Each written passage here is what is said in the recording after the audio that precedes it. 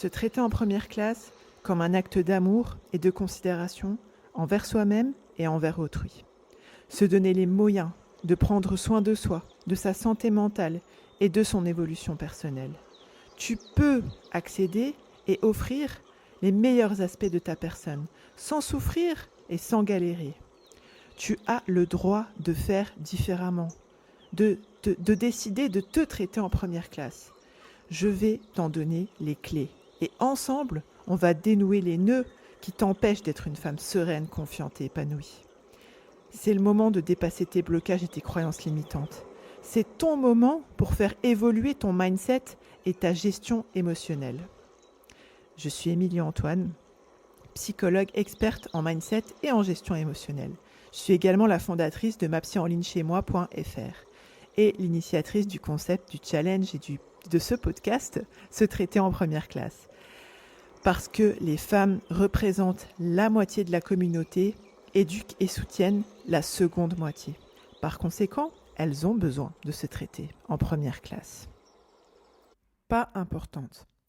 Bienvenue dans l'épisode 77 de l'émission Se traiter en première classe. Aujourd'hui, je vais rebondir sur une question qui m'a été posée par une bootcampeuse au sein de Mapsy Campus. La question est la suivante. Comment se convaincre que je suis importante ? Malgré mes efforts et le travail sur moi-même, je n'y arrive pas. J'ai pas l'impression de servir à rien, d'être transparente et inutile, mais j'en suis carrément convaincue. Aujourd'hui, dans cet épisode, je vais aborder une question profonde et personnelle. Cette question qui a été soulevée lors d'une séance de coaching. Si ça résonne en toi, cet épisode, il est spécialement pour toi.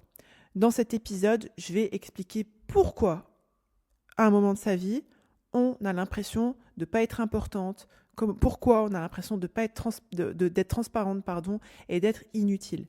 Si tu veux la réponse à la question qu'elle a posée, c'est-à-dire comment s'en convaincre, eh bien, je t'invite à rejoindre Mapsy Campus sur mapsyenlignechaismoi.fr/bootcamp. Mais aujourd'hui, dans ce bootcamp, je vais adresser spécifiquement le pourquoi.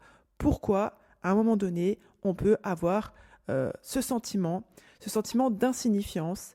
Eh bien, déjà, sache que l'impression d'être transparente, etc., ça arrive à beaucoup de femmes, d'accord ? C'est pas forcément quelque chose que tu ressens toute ta vie, mais à un moment de ta vie, tu peux avoir ce truc de, ce vide, ce manquement de signifiance, justement. Et ça peut provenir de différentes sources. Ça peut venir d'expériences passées, ça peut venir du type d'éducation, ça peut venir d'un traumatisme, ça peut venir aussi de la pression sociale, de la pression culturelle, et ça peut aussi découler de nos propres attentes internes. Et je vais explorer justement aujourd'hui pourquoi et comment ces sentiments prennent racine. Comme je te le disais, on vit dans une société, on ne va pas se mentir, qui vise qui vise et qui valorise surtout davantage de réussite que d'autres. Par exemple, cette semaine, j'ai eu l'opportunité de coacher une femme qui, je cite, ne travaillait pas. Voilà. En fait, c'est vraiment, elle avait cette honte, cette gêne, cette l'impression que ce manque de considération elle-même, en fait, vis-à-vis de ce qu'elle faisait, parce que, entre guillemets, elle travaillait pas. Donc, tu comprends qu'elle n'avait pas un travail rémunéré en dehors de chez elle. Or, qu'elle s'occupait de sa famille, elle s'occupait de ses enfants, et elle décidait, en fait, de rester à la maison, non seulement parce que ça faisait écho à ses principes éducatifs, mais aussi parce que c'était important pour elle de préserver sa religion, parce que, par exemple, elle vit en France et elle peut pas travailler sans retirer le voile, elle souhaite pas retirer le voile. Donc, ça faisait profondément sens, en fait, vous voyez, le sens, cette question d'insignifiance et de sens à ses valeurs à elle, mais comme ses valeurs à elle et ses décisions à elle n'étaient pas forcément comprises, en fait, par sa famille et par ses proches, des fois, elle avait ce sentiment aussi de pas être importante, de pas faire des choses, en fait, qui avaient du sens. Et voilà, des fois on a le fait d'être dans des sociétés, d'avoir une culture au sens sociétal, mais au sens aussi familial, ça peut justement nous faire ressentir que nos accomplissements ne correspondent pas forcément à la norme, d'accord ? Et aux attentes. Et du coup, on a ce sentiment d'être moins importante. On peut avoir ce sentiment d'être moins importante. Il se peut aussi que durant l'enfance ou l'adolescence, on ait vécu des expériences entre guillemets négatives, traumatisantes même, qui ont laissé des traces profondes dans notre estime personnelle. Si typiquement on a vécu de la maltraitance ou de la négligence et que du coup on a inféré voilà, en tant qu'enfant, que peut-être si on avait été maltraité, parce que ça, c'est des conclusions qu'on fait quand on est enfant ou adolescent, et c'est tout à fait normal de penser comme ça, et de continuer de penser comme ça quand on est enfant, et de continuer d'être marqué de cette manière-là quand on est adulte. C'est assez classique d'observer ça. Eh bien, en fait, on fait la conclusion que si on nous traite mal, si on nous maltraite, si on nous néglige, c'est parce qu'on n'est pas, c'est parce qu'on n'est pas importante, parce qu'on n'a pas assez de valeur. Et ça laisse des traces profondes dans notre estime personnelle. Et notre cerveau, en fait, comme il est structuré de cette manière-là, on a une manière de penser, on a un système de pensée après qui va continuer d'alimenter justement cette perception-là. Et il se peut que on continue, et c'est aussi une raison qui peut expliquer pourquoi on a ce sentiment de ne pas être importante. Et je pense qu'en 2024, c'est de fait très marqué, c'est de se comparer avec les autres. Typiquement, dans les réseaux sociaux, c'est extrêmement facile de tomber dans cette comparaison. Cette comparaison, bien sûr, souvent, quand on a déjà ce sentiment, ce terrain, si je peux dire ça comme ça, d'estime de soi en déséquilibre et cette impression en fait de pas être importante, de pas être signifiante, si je puis dire, et de servir à rien et d'être transparente, etc. Ça va, comment dirais-je, c'est comme si le recours au réseau social, il va être axé de cette manière-là, de manière totalement inconsciente, bien sûr. Du coup, c'est facile de tomber dans le piège de la comparaison, et ça va venir appuyer encore plus, ça va venir même, je dirais même valider ce sentiment, cette opinion en fait liée à sa valeur personnelle qui est moindre en fait.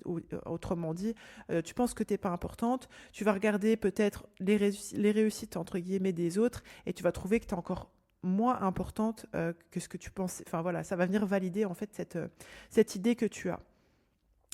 Et je pense que souvent, comment dirais-je, tout ça, qu'est-ce que ça trahit, si je peux dire ça comme ça, c'est vraiment le besoin d'être consciente et de donner du sens à sa vie. En fait, on s'en rend pas compte, souvent on vit un peu de manière automatique, si je peux dire ça comme ça, on reproduit des schémas, on reproduit des croyances, des systèmes de pensée, et du coup, des conceptions qu'on nous a transmis vis-à-vis de nous-mêmes et de ce qu'on fait, de ce qu'on est, qui font que on n'est pas forcément en conscience du sens qu'on donne à sa vie. On n'a pas forcément eu l'opportunité, et c'est vrai que ma psychampus, c'est une opportunité aussi de créer cet espace, de favoriser cet espace d'introspection vraiment profonde, de conscience et de comment on souhaite donner du sens à sa vie. Souvent aussi, on a besoin d'être dans la même lignée, d'être consciente et d'être intentionnelle justement sur le chemin qui fait écho au sens qu'on souhaite donner à sa vie.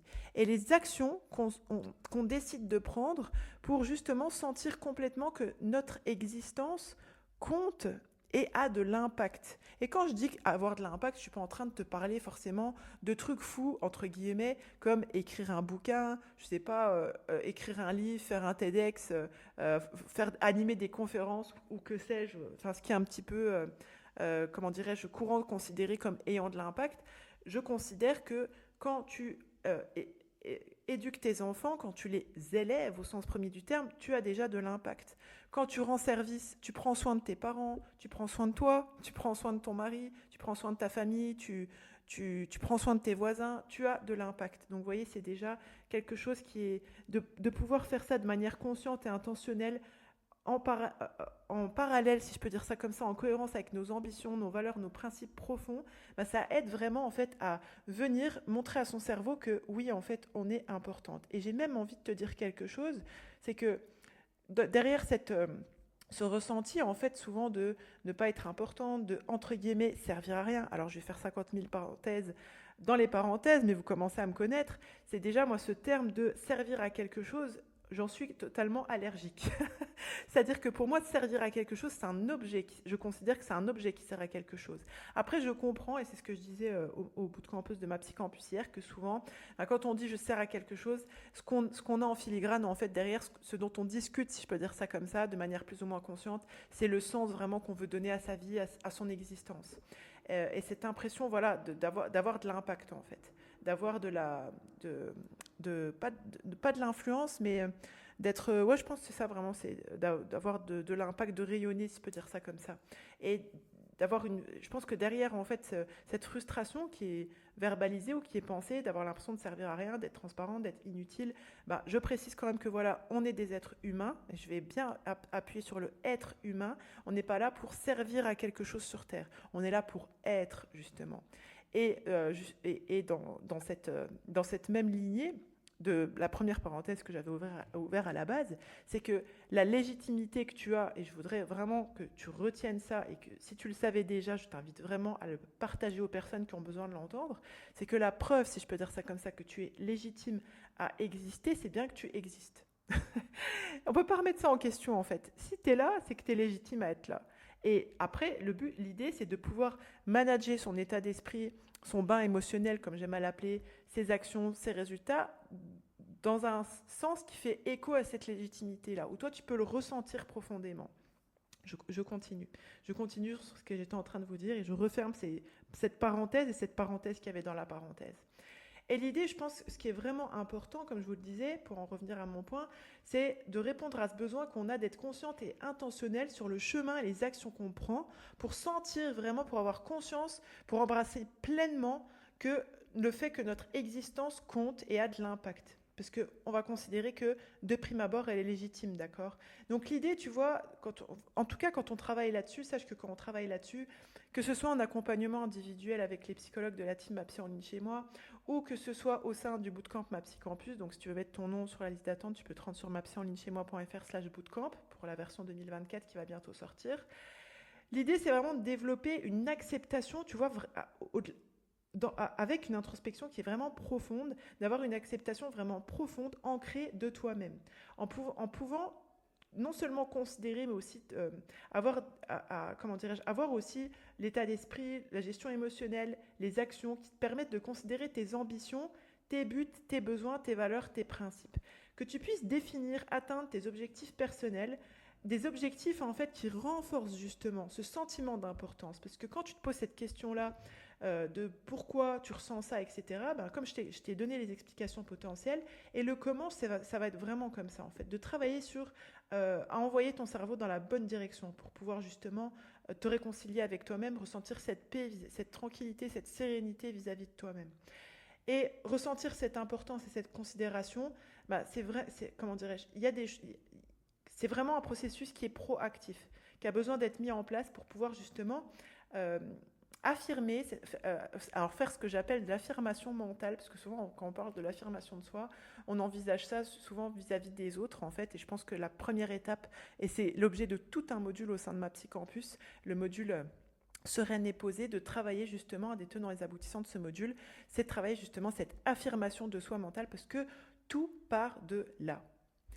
Si tu te reconnais, en tout cas, dans cette description, si tu as déjà eu ce sentiment de ne pas être importante, d'être transparente, d'avoir une vie qui n'est pas assez signifiante, etc., je peux, dans un premier temps, te proposer, en tout cas, si tu cherches des moyens pour renforcer ce sentiment d'importance, je t'invite à découvrir notre quiz Se traiter en première classe. C'est un quiz offert que tu peux passer sur mapsyenlinechez-moi.fr/quiz, QUIZ. C'est un excellent point de départ pour commencer à te comprendre, commencer à comprendre où tu en es dans ton parcours de confiance et d'estime de soi. De plus, si tu souhaites un accompagnement individuel, plus personnalisé, ben n'hésite pas, rends-toi sur mapsyenlinechez-moi.fr et réserve un créneau avec une psychologue de la team. Je pense vraiment, j'en suis convaincue, que c'est possible de travailler à renforcer, à équilibrer son sentiment de valeur personnelle, son estime de soi, et son équilibre personnel. Se sentir importante, sentir cette dignité, si je peux dire ça comme ça, avoir cette estime de soi en équilibre et complètement vivre, être. C'est pour ça que j'ai appuyé tout à l'heure sur le fait de être humain, être une personne, pas toujours faire. C'est ressentir ça, je pense que c'est vraiment un droit fondamental. Et je voudrais vraiment que tu retiennes, que tu ancres dans ta tête que ta valeur, elle ne dépend pas de ce que tu fais, mais de qui tu es. D'accord? De qui tu es. Bien sûr, qui on est, ça va se traduire dans notre être, dans ce qu'on va mettre en place. Mais ça se traduit aussi de comment on pense et de comment on vit, comment on ressent. Parce que tu n'es pas un objet. Et tu es légitime et c'est ton existence même qui le prouve. Je remercie de votre attention, je te remercie de votre attention, de ton attention, pardon. Merci d'avoir écouté cet épisode du podcast. Je t'invite à le partager si tu penses qu'il peut contribuer à faire qu'une personne, qu'une femme qui l'écoute se sente mieux, comprenne en fait pourquoi parfois elle a ce sentiment d'insignifiance.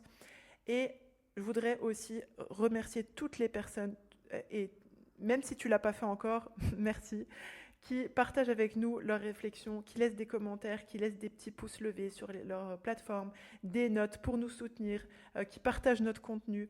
C'est vraiment ça nous fait super plaisir à toute la team mapsyonlichez-moi.fr, et pour le coup, c'est vrai que ça, ça alimente aussi le sens qu'on donne à notre travail. Parfois, parfois vous avez des retours où vous dites que vraiment tout le contenu, tout notre travail, tout notre contenu qu'on offre, que ce soit sur les réseaux sociaux, via le podcast, etc., ça change votre vie, et vous nous dites toujours, vous vous rendez pas compte, et c'est vrai. C'est humain, je crois, on se rend jamais compte. En tout cas, encore merci, j'aimerais beaucoup avoir vos retours sur ce podcast. Pense à t'abonner, à profiter de tout le contenu qu'il relève des podcasts sur l'émission Traiter en première classe, sur notre chaîne YouTube mapsyonlichez-moi.fr, sur nos programmes offerts sur mapsyonlichez-moi.fr, et également sur le blog. Merci de votre écoute, de votre attention. Au plaisir de revenir dans vos oreilles. C'était Émilie Antoine, la fondatrice de mapsyonlichez-moi.fr, psychologue experte en mindset et en gestion émotionnelle. Je vous ai présenté le podcast Se traiter en première classe, ta dose hebdomadaire pour te construire le mindset d'une femme épanouie et en phase avec ses ambitions, ses valeurs et ses principes. Chaque semaine, je vous donne des explications impactantes et des conseils concrets pour que tu puisses vivre en fonction de tes aspirations, de tes ambitions, de tes valeurs, de tes principes, et non en fonction de tes peurs, de tes croyances limitantes, de tes blocages et de tes traumatismes. Pensez bien que vous êtes la première personne à bénéficier du crédit que vous accordez à votre existence, et je vous dis à bientôt. Bye bye.